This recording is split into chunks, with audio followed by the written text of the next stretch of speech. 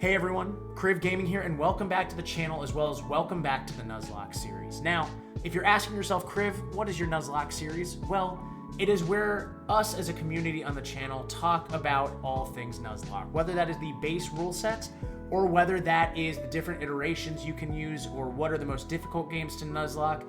Here on this channel, we are going to talk about all of these as we continue on this Nuzlocke series.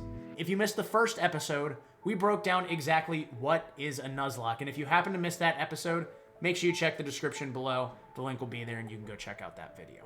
So, in today's episode, we are going to talk about what is a Chatlocke. Now, a Chatlocke is my own creation. Streamers and Pokemon players all over the internet are creating their own iterations of a Nuzlocke, so I figured I'd throw my hat in the ring. Now, why do a Chatlocke? Well, the goal of the Chatlocke is to really get your chat and get your community engaged in what you are playing. So, the first rule basically sits on, you got the base Nuzlocke rules, guys. It comes to, you have to catch the first Pokemon on every route. If a Pokemon dies, it is dead. It cannot be brought back to life.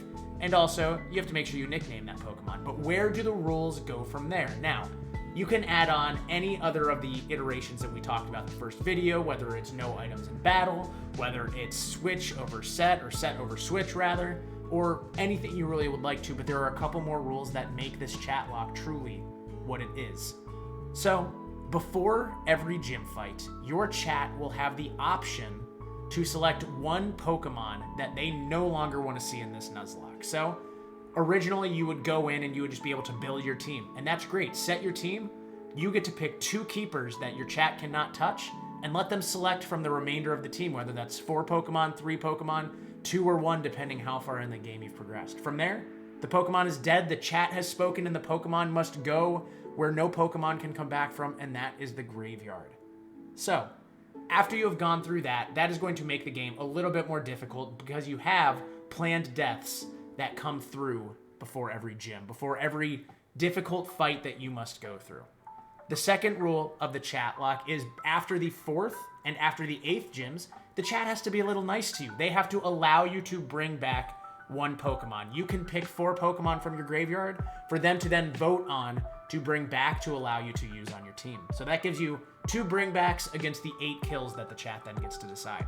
The third rule of the Chatlocke, which can make things a little bit more difficult, is the chat then gets to decide a rule for you that you have to follow between every gym. Now, some of the rules that my chat has come up for me with is whether it's perma torment, meaning you can't use the same move twice, you're not allowed to spend money, you have a certain number of Pokeballs you get to throw at an encounter before you have to run away from it. Now, they can also be nice to it. They can say, maybe you get an extra catch on this encounter. You know, things have been a little rough for you. Here, have an extra encounter. Or rules like that that can make your life a little bit easier. Now, how does the chat decide what Pokemon are killed, what Pokemon are brought back, as well as what rule set are you going to run? Personally, for me, being on Twitch, I run it through a poll on my channel.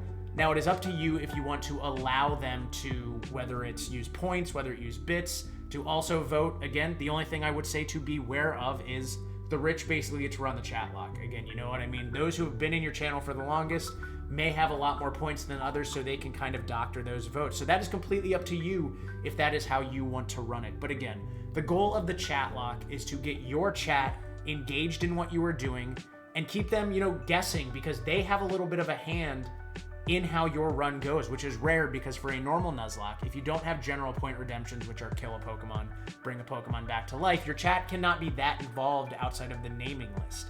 But with this, they get to decide your fate as you run through the Nuzlocke.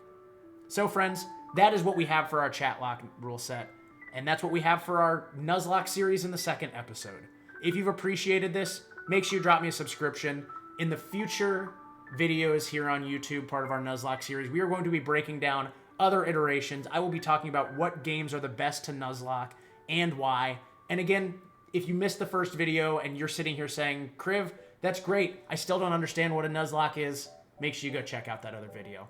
As always, friends, keep spreading the love, do what you can to make the world a better place, and remember, it's a great day to make it a great day. We'll see you in the next video.